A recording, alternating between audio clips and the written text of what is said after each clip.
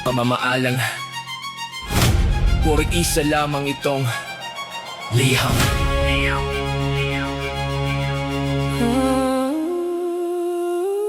Maria.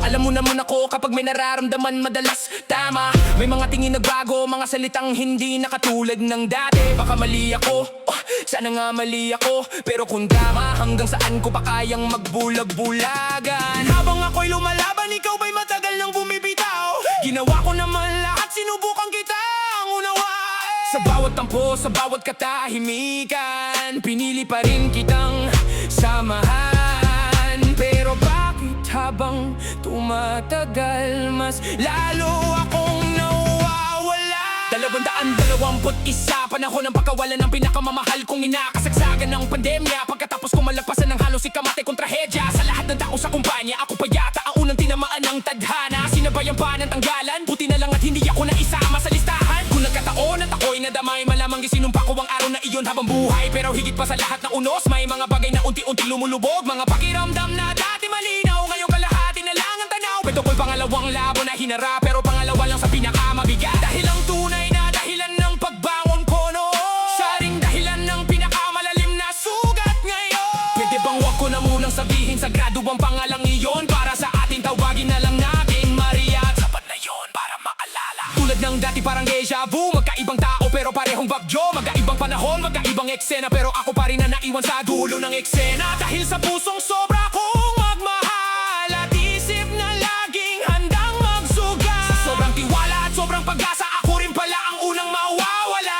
Sabi nga ng isa kong kaibigan, nakala mo si Chito pre ng pagkakamala. Yun lang sa kusina lagi nagpapaiwan, pero wag kang mag-alala sa katangkaran. Pero teka lang, ituloy ko ba ang kwento? Relax lang bro, hindi ikaw ang sentro. Walang bagong sa istoryang ito, nagbibiro lang ako bago sumeryoso. Kasi tuwing may bago akong kakilala, lalaki man babae o ano mang pagkatao nila, lagi niyang tanong, kamusta naman? At lagi ko sagot, mabait naman. At doon nababasok ang kankyawan. Ayan ka na naman siyong hindi ka natututo kailanman. Lahat na lang daw mabait sa paningin ko, kaya madalas ako ang talo. Hindi ko rin alam saan lulugar kapag natiwala ka, mali ka pa rin minsan. Kapag nagkita ka naman, ikaw ang masama, kaya pinili kong manahimik at magpayaman na lang sana.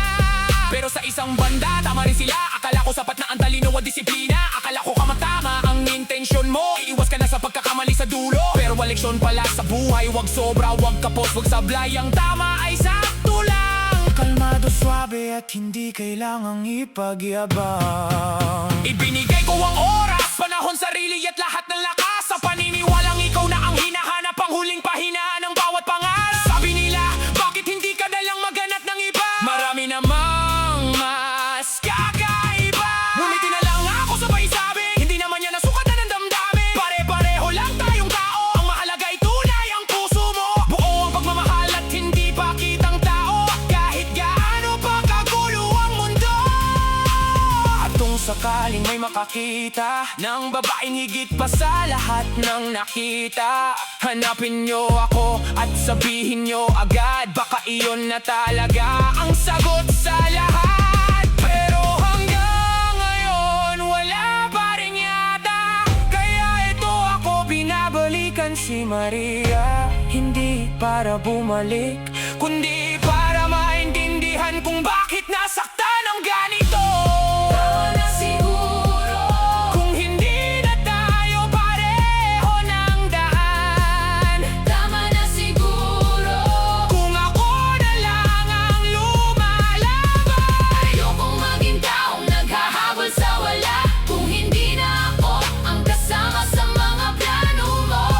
Sabihin mo lang at ako na ang kusang lalayo. May buhay din akong binubuo, may mga taong umaasa. Hindi pwede nga bang buhay nakatayo lang ako rito? Kung may iba man o may pangarap kang hindi ako kasama, sabihin mo. Mas masakit ang katotohanan, pero mas masakit ang hindi malaman. Hindi dahil mahina ako, pagod lang. Kung wala, sabihin mong wala at lalaban pa ako.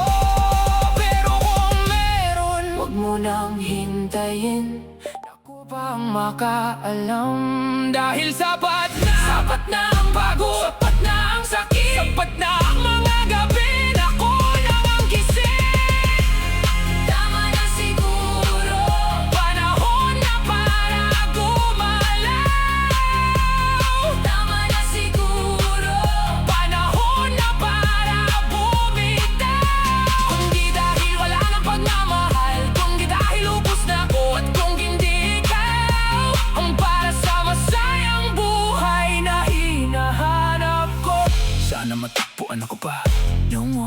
pretending, no more waiting.